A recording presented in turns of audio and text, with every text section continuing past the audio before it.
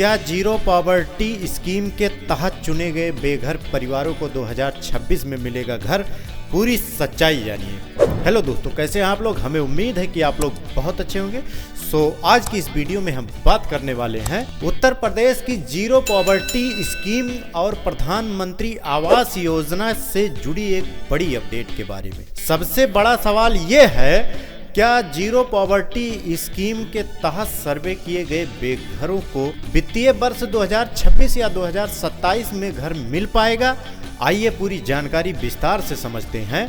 Zero poverty scheme के तहत क्या हुआ? उत्तर प्रदेश सरकार ने जीरो पॉवर्टी स्कीम के अंतर्गत बेघर परिवारों का सर्वे कराया था। इसके बाद आवास प्लस सर्वे भी शुरू किया गया ताकि जिनका नाम पहले शामिल नहीं हो पाया था उन्हें भी अस्थायी प्रतीक्षा सूची परमानेंट वेटिंग लिस्ट में जोड़ा जा सके। कई जगहों पर यह माना गया कि जीरो पॉवर्टी स्कीम के लाभार्थियों का पहले ही सर्वे हो चुका है, इसलिए उन्हें दोबारा सर्वे में शामिल नहीं किया गया। लेकिन बाद में स्पष्ट हुआ कि अगर उनके नाम PMAY की अस्थायी प्रतीक्षा सूची में शामिल नहीं होंगे तो उन्हें आवास कैसे मिलेगा। इसलिए निर्देश दिए गए कि जीरो पॉवर्टी स्कीम के तहत चयनित सभी बेघर परिवारों का आवास प्लस में सर्वे अनिवार्य रूप से किया जाए। कितने लोग हैं प्रतीक्षा में, आइए देखते हैं। जानकारी के अनुसार पूरे उत्तर प्रदेश में लगभग 10,01 मिलियन बेघर परिवारों की पहचान की गई।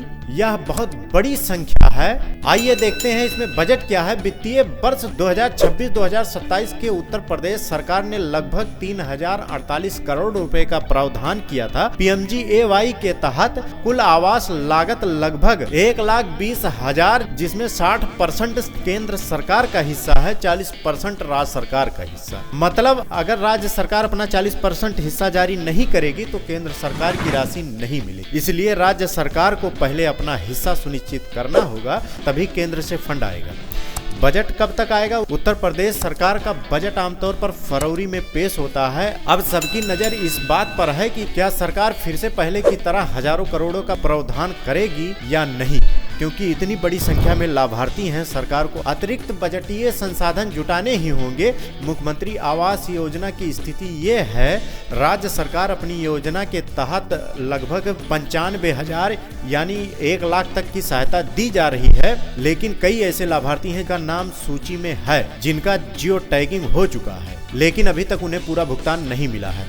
इससे स्थिति थोड़ी स्पष्ट बनी हुई है। चुनाव और फंड रिलीज की गणित फरवरी 2027 में उत्तर प्रदेश चुनाव विधानसभा चुनाव संभावित है। अक्सर देखा गया है कि चुनाव से पहले सरकारें योजनाओं की किस्तें तेजी से जारी करती हैं, इसलिए संभावना है कि 2026 के अंत तक बड़े पैमाने पर आवास स्वीकृत किए जाएंगे। लेकिन पूरी किस्त चुनाव से पहले मिले यह सुनिश्चित नहीं है, या 1 या 2 किस्तें रोकी भी जा सकती हैं। कब तक मिल सकता है घर? अगर आपका नाम है तो जीरो पॉवर्टी स्कीम में है, आवास प्लस में शामिल हो चुका है, परमानेंट वेटिंग लिस्ट में दर्ज है, तो संभावना है कि 2026 के भीतर आपको आवास स्वीकृत हो सकता है। लेकिन आपको अभी कम से कम 8 से 10 महीने का इंतजार करना पड़ सकता है। एक और महत्वपूर्ण बात, परमानेंट वेटिंग लिस्ट अभी अंतिम रूप से तैयार नहीं हुई है। जैसी ही यह सूची फाइनल होगी उसी के आधार पर आवास आवंटन शुरू होगा। जीरो पॉवर्टी स्कीम के तहत लाभार्थियों को विशेष प्राथमिकता दी जा सकती है। तो निष्कर्ष यह निकल के आता है, सरकार को अपना 40% हिस्सा सुनिश्चित करना होगा।